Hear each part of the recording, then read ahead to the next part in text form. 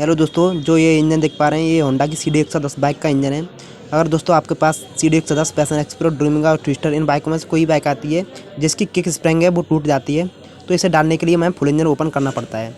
जैसे कि देख पा रहे हैं मैंने कुछ इंजन है वो ओपन किया है और ये मेन चैम्बर है, इसे भी ओपन करने वाले हैं। ठीक है, ये पार्ट्स हैं वो अभी हमने ओपन किए हैं, ये देख पा रहे हैं आप। ठीक है, अब आपको बता देते हैं, जब ये मेन चैम्बर ओपन करते हैं तो कई मैकेनिक भाई क्या गलती कर देते हैं इस गाड़ी में कि अन्य इंजन की तरह क्लच वाली साइड से इंजन को ओपन करते हैं, लेकिन इस बाइक में आपको ऐसा नहीं करना है। जब भी इस मेन चैम्बर को ओपन करना है तो आपको मैग्नेट वाली साइड से ओपन करना है, क्योंकि इंजन की किक स्प्रिंग सेटल करने में बहुत ही आसानी होती है, कम समय में सेटल हो जाती है और आप मैग्नेट वाली साइड से ओपन करते हैं तो। ठीक है, तो आइए आपको बता देते हैं। सबसे पहले इस इंजन को इस प्रकार से आपको लेटाना है मैग्नेट वाली साइड से, ये आ चुकी है। और मैग्नेट वाली साइड से जितने भी 8 mm के बोल्ट हैं मेन चैम्बर में लगे हुए वो सभी आपको ओपन करना है। ठीक है, जैसे कि इसमें कई बोल्ट हैं 8 mm के, ये बोल्ट देख पा रहे हैं, आपको दिख रहे होंगे, ये जो मैं पेचकस से बता रहा हूँ, ये जितने भी ये बोल्ट हैं वो 8 mm के बोल्ट हैं। दोस्तों इस मेन चैम्बर में जो ये बाहर बोल्ट दिख रहे हैं, इस मेन चैम्बर में ये वो टोटल बोल्ट होते हैं, वो 9 बोल्ट होते हैं, मतलब 9 बोल्ट होते हैं। ठीक है, 9 बोल्टों को सभी को खोलने के बाद हमें इन बोल्टों को सुरक्षित जगह पर रखना है, जिस कारण हमें इंजन को फिटिंग करने में आसानी हो, कोई बोल्ट उधर का उधर नहीं हो। ठीक है, इन सभी बोल्टों को खोलकर हमें एक सुरक्षित जगह पर रखना है। ठीक है, अब आपको बता देते हैं, इसके मैग्नेट के जस्ट नीचे बोल्ट होते हैं, वो 3 बोल्ट होते हैं। पहला बोल्ट ये रहा, ठीक है, और दूसरा बोल्ट ये रहा। अब कई मैकेनिक में क्या करते हैं, इन दोनों बोल्टों को खोलने के बाद चैम्बर को अलग करने की कोशिश करते हैं, फिर भी अगर चैम्बर अलग नहीं होता है तो हथौड़े का इस्तेमाल करते हैं और चैम्बर को डैमेज कर लेते हैं। ठीक है, लेकिन उनको पता ये नहीं होता है कि इसका जो तीसरा बोल्ट है वो पुश रॉड के जस्ट नीचे बोल्ट होता है, ये रहा। ठीक है, ये तीसरा बोल्ट होता है। तो आपको ध्यान रखना है जब भी इस बाइक का इंजन ओपन करें किक स्प्रिंग डालने के लिए, फुल इंजन करने के लिए, तो इन तीनों बोल्टों का खासकर ध्यान रखें। ठीक है, तो इस सब बोल्ट सबसे पहले अब हमें क्या करना है, ये जो चेन स्टर पत्ती है इसे ओपन करना है। इसमें 12 mm का जो बोल्ट है उसे ओपन करना है। ठीक है, फिर हमें पुश रॉड का ये 14 नंबर का बोल्ट है, इसे भी ओपन करना है। तो आइए कर लेते हैं। तो ये रही 12 mm की गोटी टॉमी, इसे हम बोल्ट को ओपन करते हैं। देखो भाई ये हो चुका है ओपन, ये रही पत्ती। ठीक है, उसका वो रोलर रखा रह गया है इंजन पे। ठीक है, अब हमें 14 mm का बोल्ट है वो ओपन करना है। ठीक है दोस्तों, आपको थोड़ा असुविधा हो रही होगी क्योंकि मैं एक हाथ से कैमरा पकड़ा हूँ और दूसरे हाथ से मैं इंजन को खोल रहा हूँ। ठीक है, तो आप कम से कम एक तो लाइक कर दिया करो यार। ठीक है, क्योंकि वीडियो बनाने में बहुत ही मेहनत होती है। अब ये रही पुश रॉड, ये हमने बाहर निकाल लिया है। पुश रॉड इस प्रकार से दबानी और इस प्रकार से हाथ से बाहर निकालना है। ठीक है, ये रही पुश रॉड। अब हम इनको सुरक्षित जगह पर रख देते हैं। अब मैग्नेट के ये तीनों बोल्ट हैं, इन तीनों बोल्टों को ओपन करेंगे। ठीक है, और ये चैम्बर के जितने भी बोल्ट हैं उन सभी को ओपन करना है। ओपन करने के बाद हमें मैग्नेट वाली साइड का जो चैम्बर है उसे हाथ से पकड़कर अलग करना है। ठीक है, तो आइए सबसे पहले इन बोल्टों को खोल लेते हैं। जैसे कि देख पा रहे हैं ये मैंने बोल्ट हैं वो खोल लिए हैं।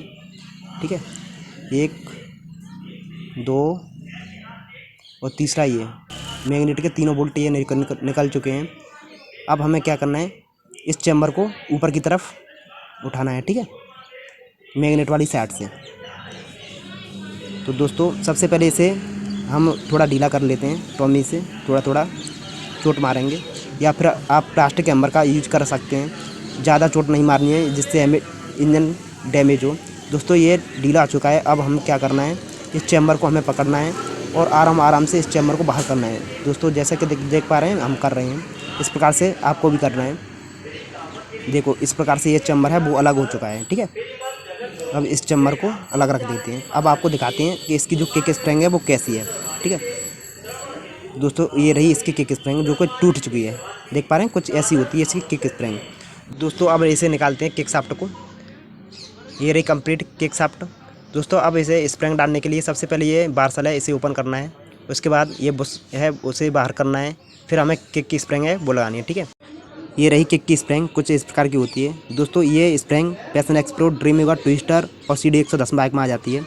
दोस्तों इस स्प्रिंग का जो पार्ट नंबर होता है वो पार्ट नंबर होता है 28281KWB600। ठीक है। इसका ये पार्ट नंबर होता है जो कि होंडा कंपनी की ओरिजिनल स्प्रिंग है, ठीक है। इस पार्ट नंबर से आप इसे मंगवा सकते हैं। देखने में कुछ इस प्रकार की होती है, ठीक है। इस प्रकार की होती है स्प्रिंग। अगर आपको होंडा कंपनी की मंगवाना है तो यही पार्ट नंबर से आपको मिल जाएगी मार्केट में, ठीक है। अब इसे हम फिटिंग कर लेंगे। तो सबसे पहले इस किक शाफ्ट में ये बारसल है, इसे बाहर करते हैं आराम से, धीरे धीरे बाहर हो जाएगा। ये थोड़ा टाइट निकलता है बाहर, तो आराम से इसे निकालना है, ठीक है दोस्तों। ऐसे हमने ये ऊपर कर दिया। अब हमें प्लास की मदद से इसे निकालना है, ठीक है। ये रहा प्लास, और इसे प्लास को ऊपर की तरफ से इस प्रकार से हमें धीरे धीरे निकालना है। ये निकल चुका है हमारा बारसल। अब इसके ऊपर से ये बुश, ठीक है, ये निकल चुका। अब ये होल देख पा रहे हैं, इसमें स्प्रिंग का एक सिरा फंसेगा। तो दोस्तों वो अभी हमने स्प्रिंग दिखाई थी, वो स्प्रिंग दिखाई थी सेम। मैं 2 स्प्रिंग लाया था, एक हमने फाड़ के दिखाई, दूसरा अब इसमें फिटिंग कर रहा हूँ वो है, ठीक है। पार्ट नंबर सेम वही है जो मैंने बताया था। अब इस स्प्रिंग को ऐसे नहीं डालना है, ठीक है। आपको जब आपको फिटिंग करना है तो स्प्रिंग को इस प्रकार आपको डालना है, और स्प्रिंग के एक सिरे को उस होल में फंसा देना है। उसके बाद ऊपर से ये लगाना है बुश, और बुश लगाने के बाद अभी जो बारसल निकाला था इस बारसल को हमें लगा देना है। दोस्तों ये बारसल जैसे टाइट निकला था उसी प्रकार से ये टाइट फंसेगा भी। तो आइए फंसा लेते हैं दोस्तों। ये बारसल है वो हमने फंसा दिया है। अब ये शाफ्ट है वो कंप्लीट हो चुकी है, ठीक है। कंप्लीट शाफ्ट को दिखाई हुए अनुसार चैम्बर में फिटिंग करना है, जैसे कि हम कर रहे हैं, ठीक है। अब रेचड़ के ये लॉक वाला सिरा चैम्बर में कटिंग वाला निशान है, इसके ठीक सामने यहाँ पे फिटिंग होना चाहिए। और किक स्प्रिंग का दूसरा सिरा ये होल देख पा रहे हैं, इसमें फिटिंग होना चाहिए, ठीक है। जैसे कि हम कर रहे हैं उसी प्रकार से, इस प्रकार से एक किक स्प्रिंग है वो हमारी सेटल हो चुकी है, ठीक है। आपको भी इसी तरह से सेटल करनी है जैसे कि हम दिखा रहे हैं। अभी आपको दोबारा से आपको बता देते हैं। रेचड़ का ये वाला निशान चैम्बर में निशान, और किक स्प्रिंग का दूसरा सिरा इस वाले हॉर्न में फिटिंग करना है, ठीक है। इस प्रकार से एक हमारी कंप्लीट शाफ्ट फिटिंग हो जाती है चैम्बर में। अब ये चैम्बर है मैग्नेट वाला, इसे ऊपर से हमें फिटिंग करना है, ठीक है। तो आइए फिटिंग कर ले दोस्तों। हमने चैम्बर को फिटिंग कर लिया। अब ये रहा रेचड़। अब इस रेचड़ को हमें किक वाली शाफ्ट में फिटिंग करना है, ठीक है। रेचड़ में ये निशान है, छोटा सा निशान है, थोड़ा सा चिन्ह है। ये वाला जो चिन्ह देख पा रहे हैं, ये चिन्ह किक शाफ्ट में जो चिन्ह है उसके ठीक सामने होना चाहिए। देखो दोस्तों, किक शाफ्ट में ये निशान है, इसके ठीक सामने रेचड़ के चिन्ह को रखना है, ठीक है। जब भी इसका टाइम मिलेगा तो आपको रेचड़ में भी दिखा देते हैं। रेचड़ में भी एक चौड़ा वाला निशान है, ये रहा, देख पा रहे हैं, चौड़ा सा निशान। ये निशान शाफ्ट में निशान है, उसके ठीक सामने होना चाहिए। जब ये रेचड़ फंसेगा, अन्यथा रेचड़ फंसेगा नहीं, इसके ठीक सामने आ जाएगा जब ये इसमें रेचड़ फिक्स होगा, ठीक है। जैसे कि हमने अभी फिक्स कर रहे हैं, यहाँ पे ये हो चुका है रेचड़ फिक्स, ठीक है। अब हमें क्या करना है, इस शाफ्ट को उल्टी तरफ घुमाना है, ठीक है। उल्टी तरफ हम घुमाएंगे शाफ्ट को, और रेचड़ है वो हमारी फिक्स जगह पे फिटिंग हो जाएगा, ठीक है। रेचड़ वाला सही निशान उस निशान पे जहाँ पे फिटिंग होना चाहिए वहाँ पे बिल्कुल सही लॉक हो जाएगा, ठीक है। इस प्रकार से हमें टाइट करना है भाई साहब। देखो यहाँ पे ये रेचड़ है वो हमारा लॉक हो चुका है, ठीक है। अब हमें ऊपर से क्या करना है, एक लॉक लगाना है लॉक प्लास की सहायता से। अब हमें स्प्रिंग को इस प्रकार से हाथ से उल्टी साइड घुमाकर देखना है कि हमारी स्प्रिंग है वापसी काम कर रही है कि नहीं, ठीक है। इस प्रकार से देखो वापसी काम कर रही है। अब इसके लॉक को लगा देते हैं, ठीक है। लॉक कुछ इस प्रकार का होता है।